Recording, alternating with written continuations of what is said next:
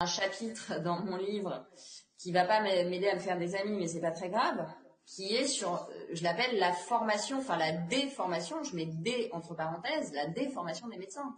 Ouais. C'est-à-dire qu'aujourd'hui, le grand public ne sait pas que les jeunes médecins de 40 ans qu'il a devant lui sont pas du tout les médecins d'il y a 2 ou 3 générations. C'est pas du tout quelqu'un qui a fait ses humanités, c'est pas du tout quelqu'un qui a lu des livres. À part quelques médecins qui viennent de familles où on leur a apporté ça. Mais si la famille ne l'a pas apporté, les études de médecine, c'est des QCM. C'est de la dissociation tout de suite parce qu'on les bisute au début de manière traumatique. Donc, pour pas passer pour des cons, ils sont obligés d'être des durs à cuire et de plus rien ressentir. On les fait pas bosser psychologiquement sur les motivations qu'ils ont à embrasser ce métier. Ils réfléchissent pas sur la mort, ils réfléchissent pas sur la vie, ils ont pas d'anthropologie, ils ont pas de philo, ils ont pas de psycho. C'est des techniciens. Et donc, la médecine d'aujourd'hui n'est plus la rencontre entre la philosophie et la science. Donc, on a devant nous des technocrates, quoi.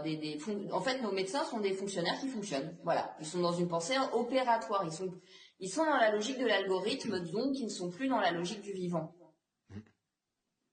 Et c'est ça qui a rendu possible cette emprise de l'État sur la vie des individus, puisque les médecins finalement sont devenus l'instrument, la justification pseudo-scientifique de ces décisions. Et tout le monde a dit, ouais, pendant le Covid, c'est vrai qu'on allait trop loin, mais en même temps, les médecins, ils faisaient chier, ils ont pris le pouvoir, les urgentistes. Non, c'est le contraire.